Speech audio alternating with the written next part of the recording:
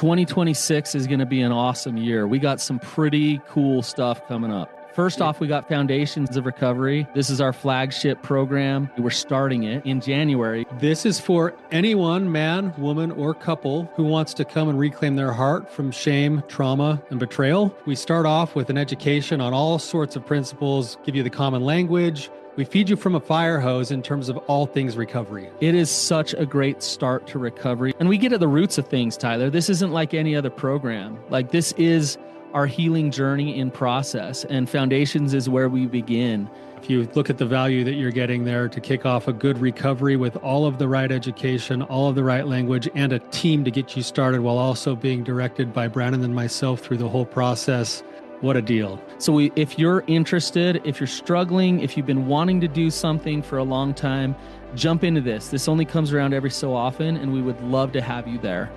Click the link in the description to sign up for it. And to make it even sweeter, we're also including a raffle for a free pass to the Radiant Dawn retreat. Anyone who signs up for Foundations will be added to the raffle for that free Radiant Dawn pass. If you're a man and you sign up for Foundations, your name still gets entered, and you can give that pass away if you win it to any woman that you want to. So what you're saying, Tyler, is if you sign up and participate in Foundations, you could possibly go to Radiant Dawn for free? That's exactly what I'm saying, which is crazy because Foundations by itself is already an insane value. Man, I sound so salesy. But it actually is awesome. So come to Foundations. And even if you don't come to Foundations, sign up for Radiant Dawn. It's beyond therapy, the best healing experiences that you can have. Click the link below and come join us. Let's talk about forgiveness. Welcome to the Therapy Brothers podcast. I'm Brannon.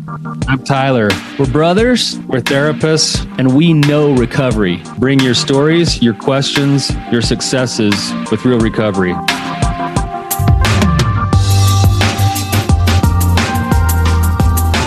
Hey, Tyler, you ready to have some hard conversations? Let's do it. Let the Therapy Brothers podcast begin. What's going on, you guys? Tyler here. I'm here alone today, so I'm flying solo. I'm excited to be with you guys. I've got some thoughts on my mind I'd love to talk to you guys about on the topic of forgiveness, and connected to that, the process of surrender. And I'd love to see your comments and even your own thoughts about this as I discuss this principle with you. There's a couple of reasons why I wanted to do this, and we'll get into that in a second. But before I jump into that, I just wanted to make you aware that we would love to have you become a guest on the show if you'd like to. therapybrothers.org. Go there and hit the button to ask a question, then sign up to become a caller on the show if you'd like. We would love to talk to you about your problems, your issues. We tend to get a lot of questions specifically about recovery type principles, recovery from addiction, specifically sexual addiction or infidelity, betrayal, trauma. But we would love to field other questions if it relates to things like parenting or dealing with your in-laws or how to manage conflict in relationship. So whatever you're facing in your life, if you feel like Brannon and I could be beneficial, we would love to have you sign up and become a caller on the show. It is our callers that actually make the show helpful to other people. And so we'd love to have you. I want to say thank you, first and foremost, to everybody who listens. We love being able to try to help. Sometimes we get feedback that we might not be helping, and that's great too, because it helps us get better. So we love your feedback. The one way that you can do that is through the chat here right on the video. If you're watching on YouTube, you can also send us messages through the question feature on the website at therapybrothers.org. And we love your feedback. We love your support too. And we get that a lot. And I just want to express my gratitude to you as listeners for the support that we receive and the feedback that we sometimes get that says, hey, this principle helped a lot, or man, that one episode really made a difference in my life, or man, this is something that I can share. So if you appreciate the content that comes through, being on YouTube, like, subscribe, share with other people, make comments. That's a way for us to help reach other people and hopefully do some good in this world. So today I wanted to talk with you a little bit about a few things. I was just kind of reviewing the 12 steps, and I had a thought go through my mind. You know, in the 12 steps, there's the steps 7 and 8 pretty much are the steps of seeking forgiveness, where we've done whatever we've done wrong in our lives to other people. We make a list of those things. We make a list of the people that we've harmed, and then we go about trying to make amends in some way or express, our sorrow to them, and try to let ourselves free of the things that we've done in our lives.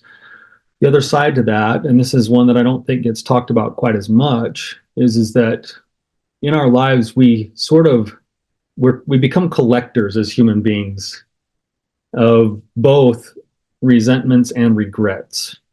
Step 7 and 8 do a really good job of helping to deal with the regrets, but resentments are also there, and I think we like to be collectors. I heard a quote one time that said that the biggest addiction in the world is being the victim.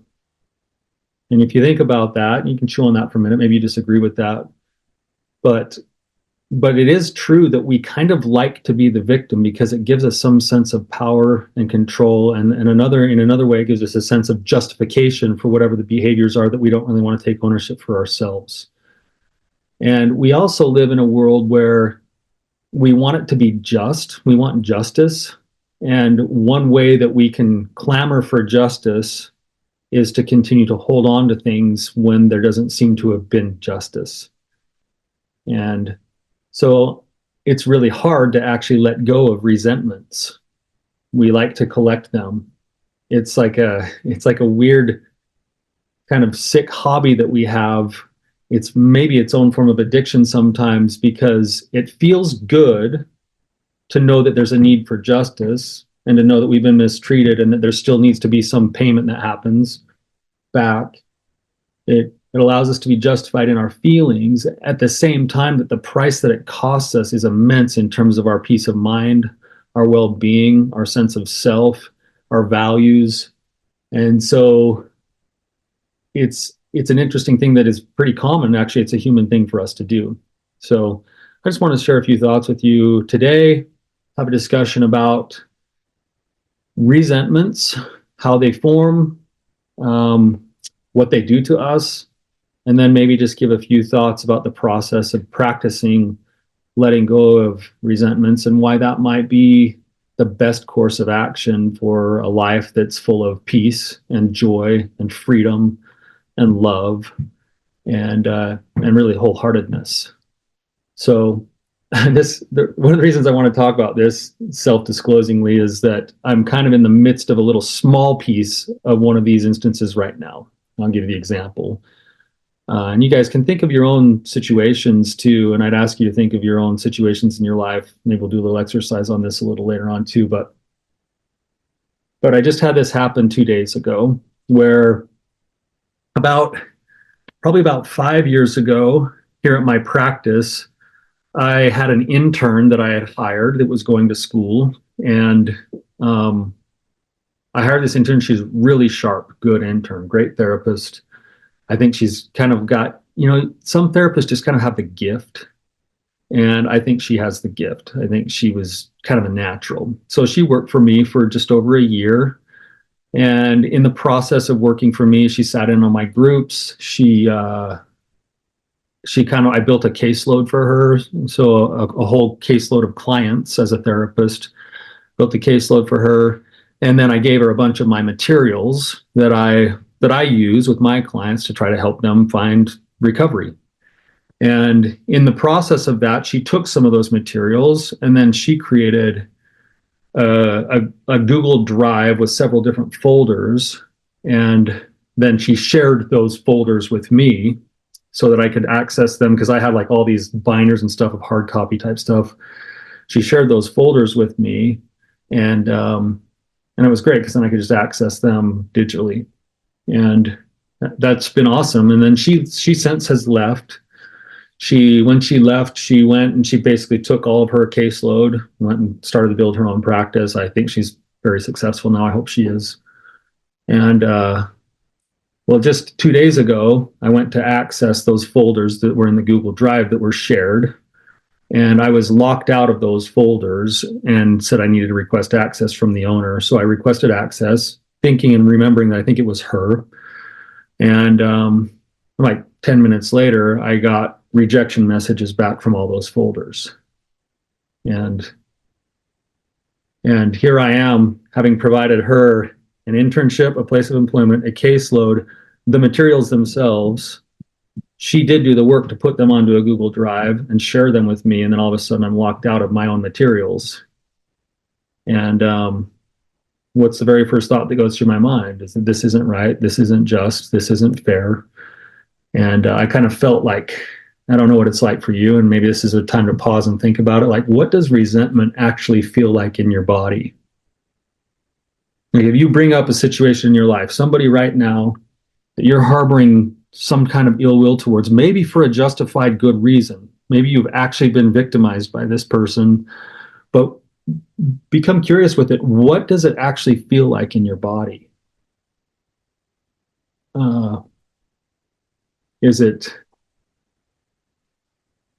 Is it, for me, I feel tension right in my jaw.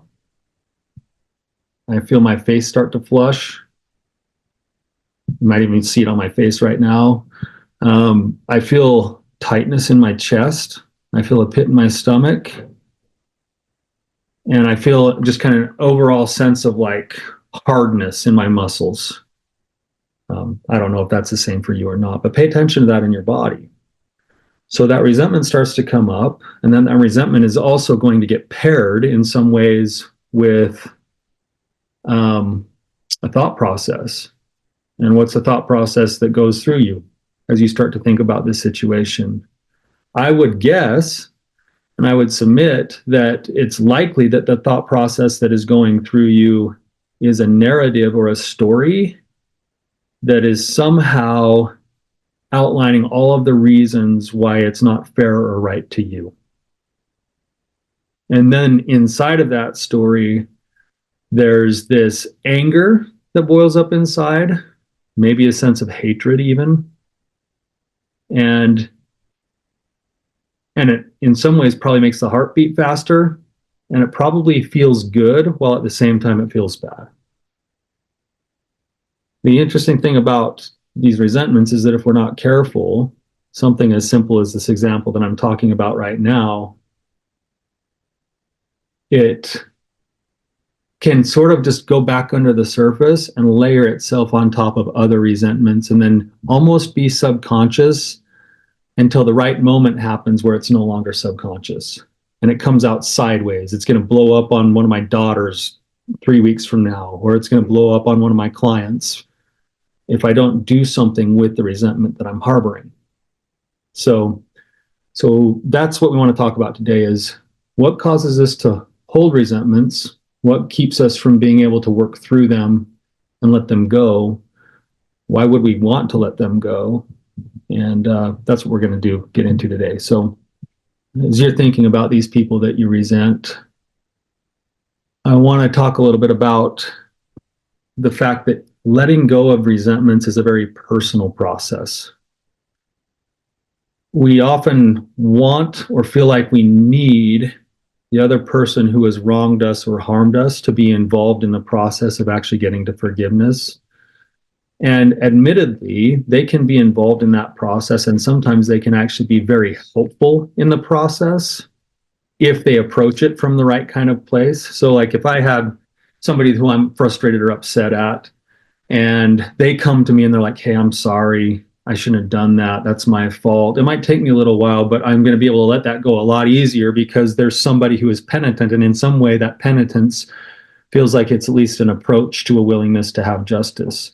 And there's an acknowledgement of my harm. So that means there's some validation in the fact that I've been harmed. And so there's a lot of power in a really good apology towards letting something go. The problem with that is that if I'm waiting around for the people that have harmed me to be the ones to fix it for me, I'm going to be living a life that's going to be full of a lot of suffering. And the truth is that there will be times when certain people never come around to apologize. There will be people who have harmed me that pass on or die or I never talk to again.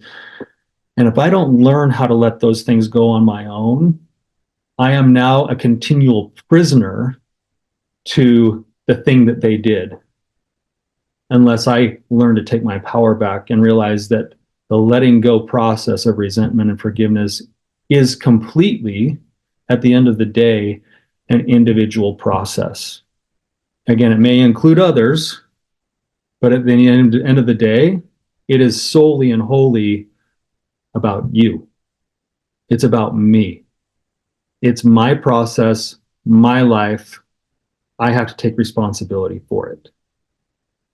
So one of the ways that we can start to move towards a place of letting go of those resentments is actually through boundaries work.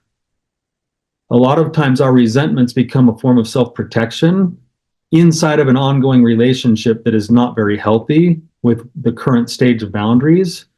And so the resentment serves as a form of self-protection to keep myself at an arm's length or at a distance from other people because I don't want to continue to get hurt by them. But I haven't stopped to consider that if I were to actually set the right boundaries in the relationship, I wouldn't have to continue to harbor the resentment, and I could actually love the person at the level that it's safe for me to engage with them. So here's an example of this. If I have a situation where I have a best friend who I call them my best friend, and I tell them everything about all of my life. I tell them, the people that I'm interested in. I tell them the deepest, darkest secrets of my trauma. I share all of the details of the things that feel very personal to me. And then that best friend continually goes to all of our other friends and leak that information. I'm going to probably start to form a resentment about that person. And the more that I continue to share, the more I'm going to continue to be hurt, and the more I'm going to continue to resent that, quote, best friend. What I do have control over is to actually go and set the right boundaries with that friend. In this case, maybe I need to go, and maybe it's an inward kind of boundary setting where I'm going to go and actually say to myself, I'm no longer going to disclose those things to that friend because that friend has proven time and again that they're not going to hold my confidences. And I might keep my conversations at more of a surface level with that friend, which means then whatever they share doesn't really hurt me anymore. And then I don't have to worry about not trusting them. I don't have to worry about them sharing information that I don't want them sharing with other people. And at that point, I can more readily let go of the resentment that's there because they can't continually hurt me, because I'm the one who has actually set the internal boundary in that relationship that doesn't overextend me in a situation that's not safe anymore. So if I set that internal boundary, I'm the one who has control over now not continuing to resent that person. Maybe that boundary extends out and it becomes more of an explicit kind of a boundary with the person themselves, and I go and I have that discussion. Sometimes it sounds like this: hey, so-and-so, this is something that we're taught to do in therapy sometimes, is if we have a client that is like, we're kind of having friction and it's not quite working really well in therapy, according to dialectical behavioral therapy, the therapist is responsible to sit down with the client and say something to the effect of, hey, I realize that there's some friction in therapy, and I also realize that I'm kind of getting burned out working with you. And here's the reasons why I think I'm getting burned out. Here's what I think could help it move forward. What are your thoughts on this? Let's problem solve this, because I want it to be good for you, and it's got to be good for me in order for me to be, wholeheartedly in on helping you. That's a hard conversation to have, but that one hard conversation, no matter how it ends, is more likely to produce less resentment on all sides than to continue to let it harbor. I notice this too with a lot of people who are very, by nature, they're very kind. They're very nice. It seems like kind and nice people, they harbor resentments a lot, because there's a tendency, in order to not make waves, in order to keep the peace, in order to avoid conflict, there's a tendency to sacrifice personal values. And then nice and kind people, they just secretly hold on to resentments, and they let them build slowly over time until all of a sudden they come out in really weird sideways ways later on in relationships. That's why so many marriages, you notice this is actually a pretty common phenomenon, that there can be a marriage that's been together for the last 15, 20, 25 years, And then one day, one of the partners just shows up and it says, "Hey, I'm done. We're getting divorced." And it like blindsides the other partner. And what's happened is that over the years, there have been these little tiny things that have happened where one partner feels like they've been sacrificing too much, or they've been walked on too much, or they've been mistreated or used or something, but they've never actually set boundaries in the relationship. And those little tiny resentments have grown over time to finally they just snap and then they're done. And there was never a chance to do the reparations that easily could have been tuned up if there was just an open discussion about it. So setting boundaries in relationships, even up to the point of actually getting rid of a relationship, can actually help in the process of letting go of resentments. And that's one question, that when you have a resentment that you're holding on to, you have to ask the question, and this comes from the book of Forgiving by Desmond Tutu, that says, is this a relationship that I need to reconcile, or is this a relationship that I need to release? And sometimes the pathway to letting go and the pathway to forgiveness is actually the release of relationships. I actually believe it's more of a scaled thing than just a reconciliation and a release. I believe it's a question that says, where on the scale between reconciliation and release can I function and not have resentments? So if this was my best friend, now this is more of a kind of a friend or an acquaintance, because that's the nature of what the relationship has to offer, where I won't be resentful. If I have a friend who's constantly asking me for stuff and taking from me, but it's not a reciprocal relationship, it doesn't mean I have to get rid of them completely. It means I need to set the boundaries where I won't resent them. So that's the first kind of thought that can be helpful in that process. The second one that helps with this process of forgiving and letting go, maybe you're thinking of your own relationships right now a little bit, is to take a second once in a while to pause and acknowledge our own need for forgiveness. We like to play games in our heads by keeping a tally on who's done worse things and how so-and-so has hurt me far worse than I hurt so-and-so. But that's not how this game works. Every one of us is a human being, and by nature of being a human being, we make mistakes. Sometimes we intentionally hurt people. Sometimes we unexpectedly or unintentionally hurt people. But by nature of being human, we make mistakes. And even though our mistakes might not be as big as whatever somebody else has done to hurt us, that's not the game you play, because the game is about the reclamation of your own heart. And whenever we make a mistake, if we don't acknowledge our need for forgiveness for making those mistakes, our heart stays at war, and our quality of life subsequently suffers as a result of that. And so if I'm harboring all these ill feelings, if I'm harboring these feelings towards this past intern that I had that I mentioned, at the end of the day, like that really for me is nothing compared to some of the things that I've done to people in my life that I've harmed. Over the course of my life, I've harmed a lot of people, especially some of the closest people to me, as a result of my own process of recovery. And if I desperately need that forgiveness, I want that forgiveness, I need to be willing to also extend it.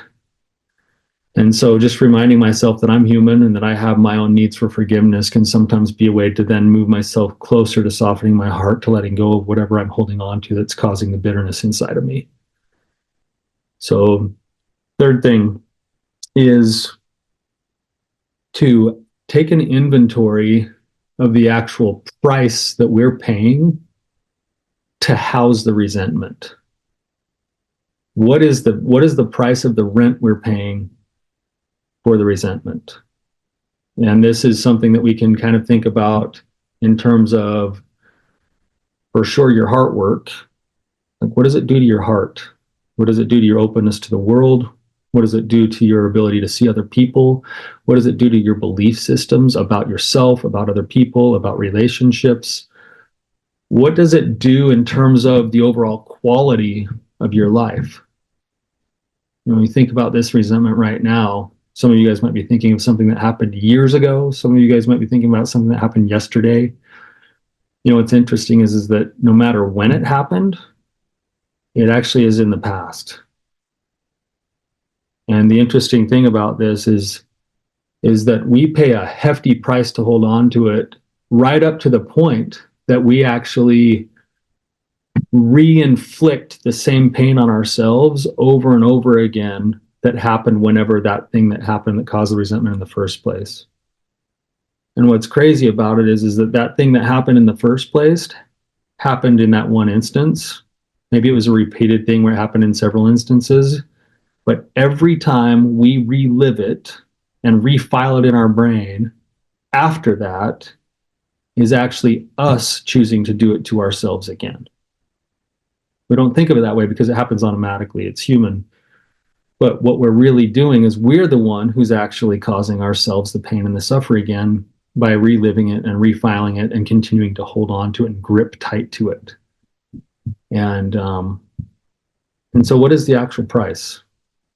What is the actual effect? Maybe there's actually even physical components that go into this. People who harbor a lot of bitterness and anger and resentment tend to also have problems with physical health. We tend to harbor those things in certain places. And of course, it causes us a lot more anxiety and a lot more stress. And those things over time, if they're not coped with properly, can also have negative physical health impacts too. So what is the price that you're paying to hold on to your resentment? You can think about the benefits too. There is some benefit. It kind of feels good to be a little upset and angry sometimes. Our world kind of fuels itself that way. If you listen to any type of, political podcast or show, or if you watch most forms of TV, especially like reality TV, it thrives off of that feeling of conflict. And we all kind of like to get up in arms about something sometimes. But it also comes with a price. So the last thought that I have on this for today is to see the letting go of resentments as more of a continual practice rather than a one-time thing. It's something that we have to kind of work through different levels on. We have to go through the anger of it all. We've got to go through its own form of kind of grieving process in a certain sense. There's going to be anger, bitterness, grief, guilt, loss, all sorts of things that we have to be able to willing to let ourselves go through in that process. And then as we get close to being able to lay it down, chances are that even if we get to lay it down, we will want to pick it back up again because it's human to do that. And because again, it's got its own form of intoxication. So letting go of resentments is a continued practice of repeated surrender. Yeah, I had this instance, probably one of the biggest resentments I've ever had in my life came when I was in graduate school. And I've told this story before a long time ago on the podcast, but in graduate school, I had a situation where there were 12 students in the program at the time. And in our cohort, which is a group of students that comes in every year, there were only 6 students. So it was a pretty small thing. There were 3 primary faculty members for these 6/12 students. And the director of the program, for some reason, didn't like me, which is weird because I actually typically get along with people really, really well, but she didn't like me. And I think part of it was because I represented everything that had been a threat to her in the past. I'm living in Utah and happening to be a member of the Church of Jesus Christ of Latter-day Saints. I am the stereotypical person that people think of for that population. And then I come to a very kind of liberal program inside of a liberal college, and I was lucky to even get in.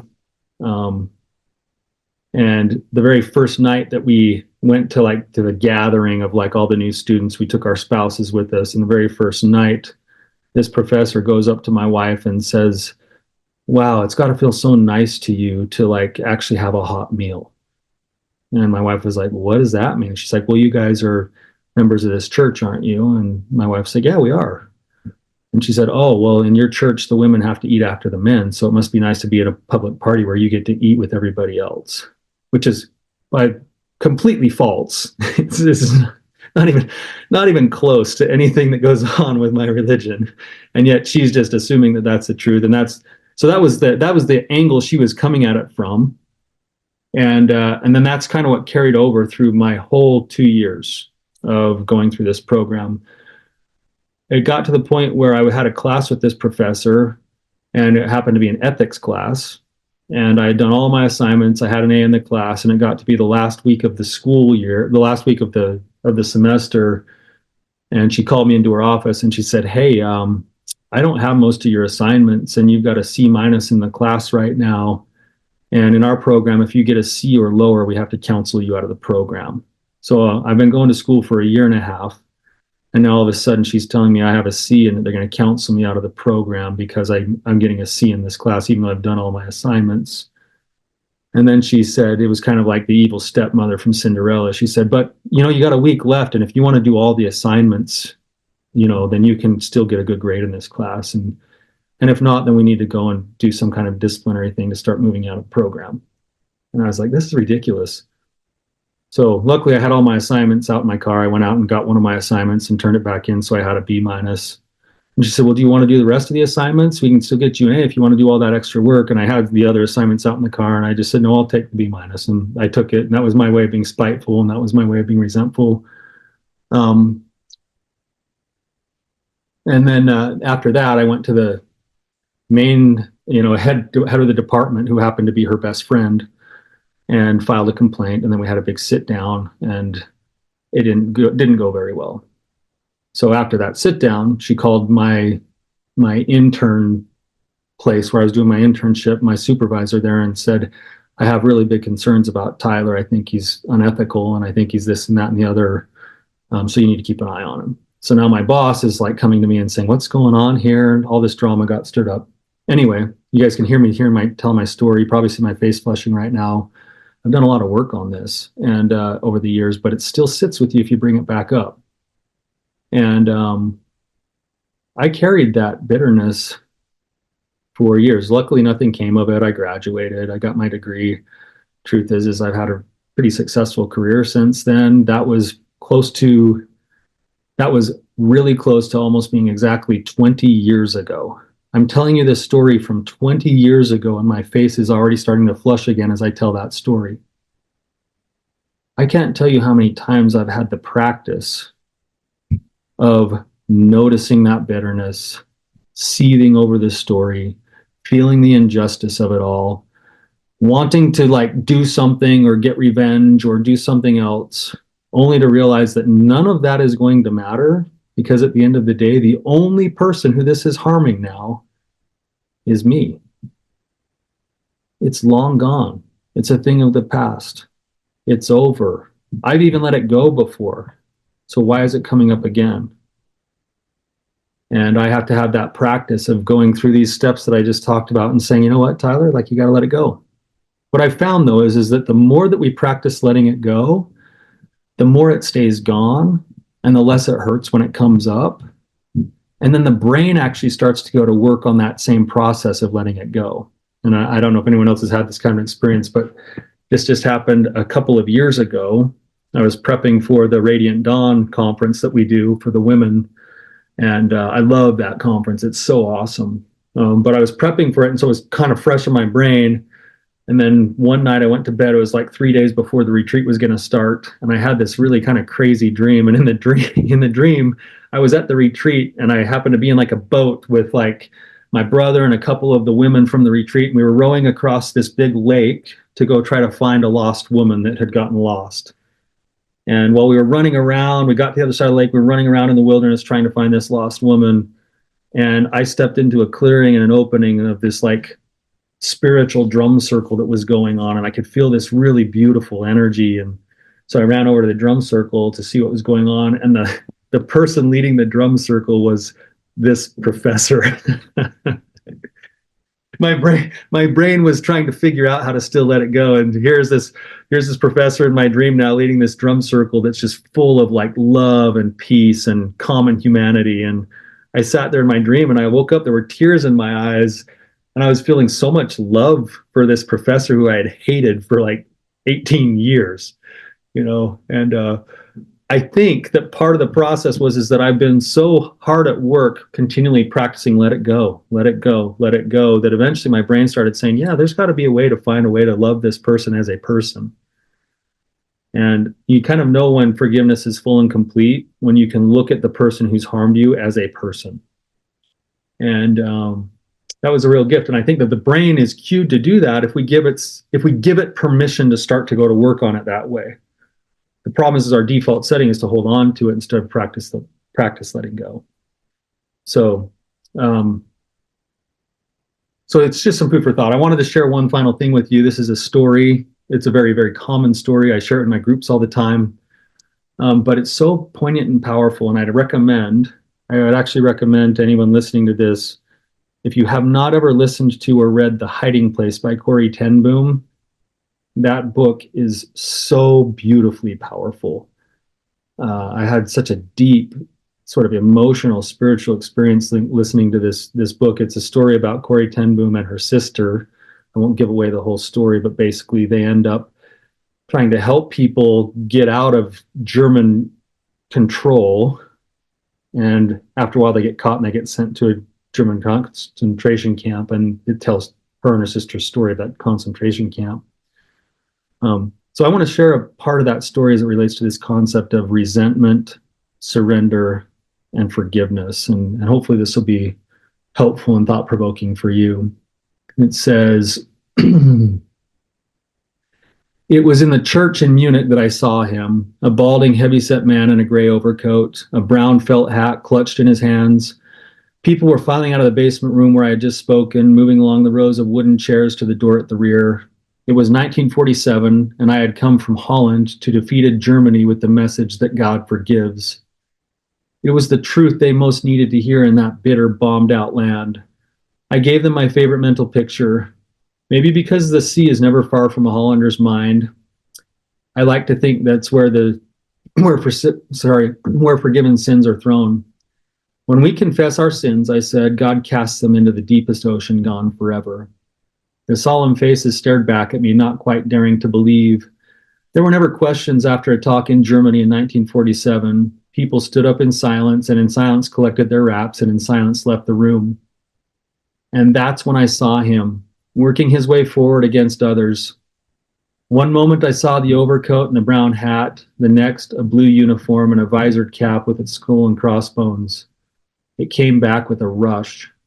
The huge room with its harsh overhead lights, the pathetic pile of dresses and shoes in the center of the floor, the shame of walking naked past this man. I could see my sister's frail form ahead of me, ribs sharp beneath the parchment skin. Betsy, how thin you were. Betsy and I had been arrested for concealing Jews in our home during the Nazi occupation of Holland. This man had been a guard at Ravensbrück concentration camp where we were sent. Now he was in front of me and a hand thrust out.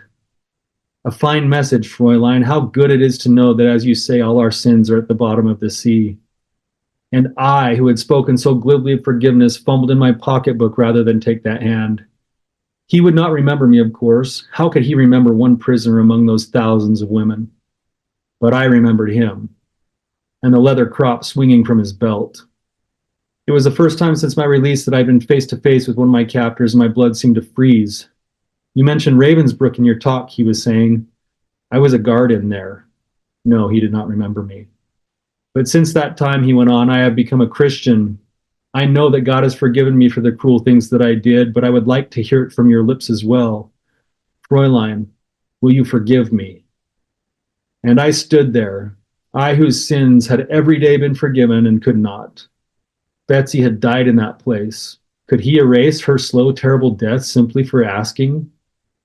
It could not have been many seconds as he stood there, hand held out, but to me it seemed hours as I wrestled with the most difficult thing I ever had to do. For I had to do it, and I knew that. The message that God forgives has a prior condition that we forgive those who have injured us. If you do not forgive men their trespasses, Jesus says, neither will your Father in heaven forgive your trespasses. I knew it was not only a commandment of God, but as a daily experience. Since the end of the war, I had come home in Holland for victims. I had a home in Holland for victims of Nazi brutality. Those who were able to forgive their former enemies were able to also return to the outside world and rebuild their lives, no matter what the physical scars. Those who nursed their bitterness remained invalids. It was as simple and as horrible as that. And still I stood there with coldness clutching my heart. But forgiveness is not an emotion, and I knew that too. Forgiveness is an act of the will, and the will can function regardless of the temperature of the heart. Jesus, help me, I prayed silently. I can lift my hand. I can do that much. You supply the feeling. And so woodenly and mechanically, I thrust my hand into one stretched out to me. And as I did, an incredible thing took place. The current started in my shoulder. It raced down my arm, sprang into our joined hands. And then this healing warmth seemed to flood through my whole being, bringing tears to my eyes. I forgive you, brother, I cried with all of my heart. For a long moment, we grasped each other's hands, the former guard and the former prisoner. I had never known God's love so intensely as I did then. And having thus learned to forgive in the hardest situations, I never again had difficulty in forgiving. I wish I could say that. I wish I could say that merciful and charitable thoughts just naturally flowed from me from then on, but they didn't. If there's one thing I've learned at 80 years of age, is that I can't store up good feelings and behavior, but only draw them fresh from God every day. Maybe I'm glad it's that way. For every time I go to him, he teaches me something else. I recall the time some 15 years ago when some Christian friends whom I loved and trusted did something to hurt me. You would have thought that having forgiven a Nazi guard, this would have been child's play, but it wasn't. For weeks I seethed inside, but at last I asked God again to work his miracle in me, and again it happened. First the cold-blooded decision, then the flood of joy and peace. I had forgiven my friends. I was restored. Then why was I suddenly awake in the middle of the night hashing over the whole affair again? My friends, I thought, people I loved. If it had been strangers, I wouldn't have minded. I sat up and switched on the light.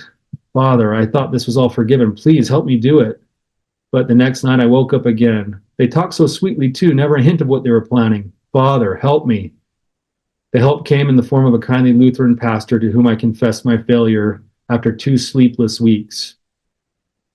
Up in that church tower, he said, nodding out the window, is a bell which is rung by pulling on a rope. But you know what? After the sexton lets go of the rope, the bell keeps on swinging. First ding, then a dong, slower and slower until there's a final dong and it stops. I believe the same thing is true of forgiveness. When we forgive someone, we take our hand off the rope. But if we've been tugging at our grievances for a long time, we mustn't be surprised if the old angry thoughts keep coming for a while. They're just the ding-dongs of the old bell slowing down. And so it proved to be. There were a few more midnight reverberations, a couple of dings when the subject came up in my conversation, but the force, which was my willingness in the matter, had gone out of them. They came less and less, and at last stopped altogether. And so I discovered another secret of forgiveness, that we can trust God not only above our emotions, but also above our thoughts. And still, he had more to teach me, even in this episode, because many years later, an American with whom I had shared the ding-dong principle came to visit me in Holland and met the people that were involved. Hey, aren't those the friends who let you down, he asked as they left the apartment. Yes, I said smugly. You can see it's all forgiven. By you, yes, he said, but what about them? Have they accepted your forgiveness? They say there's nothing to forgive. They deny it ever happened, but I can prove it. I went eagerly to my desk. I have it here in black and white. I saved all their letters, and I can show you where... Corey, my friend, slipped his arm through mine and gently closed the drawer. Aren't you the one whose sins are at the bottom of the sea? And are the sins of your friends still etched in black and white? For an anguishing moment, I could not find my voice. Lord Jesus, I whispered, who takes all my sins, forgive me for preserving all these years the evidence against others. Give me the grace to burn all of the blacks and whites as a sweet-smelling sacrifice to your glory. I did not go to sleep that night until I had gone through my desk and pulled out those letters, curling now with age. I fed them all into my little coal-burning grate. As the flames leaped and glowed, so did my heart. Forgive us our trespasses, Jesus taught, as we forgive those who trespass against us. In the ashes of those letters, I was seeing yet another facet of his mercy. What more he would teach me about forgiveness in the days ahead, I didn't know, but tonight's was good enough. when we bring our sins to Jesus, he not only forgives them, he makes them as if they had never been. And so my challenge to you today is to consider those things that you're carrying, whether they're small, whether they happened recently, whether they've been in the past, whether you've been carrying them for years and years and years. We do not have to remain prisoners. We have the power to continually forgive. And that power to continually forgive the person that it serves most is ourselves. It's the ability to practice and exercise freedom and power. And the fruits of that become joy and peace. And so my challenge to you today is, if you're thinking about your own relationships, your own resentments, whether it's the final ding and dong of a bell that stopped swinging, that you stopped pulling on, or it's right at the beginning of you still pulling, is that there's a way to practice. And you can let go of the rope. And my prayer is that every single one of us will continue to do that for the sake of ourselves and our own freedom. Hopefully this is meaningful to you. And I love that comment. Thanks me. I appreciate that thought. The Jahir on the chat just said, who needs your co-host? You're better without him. I don't know about that, but I appreciate the comment and the sentiments.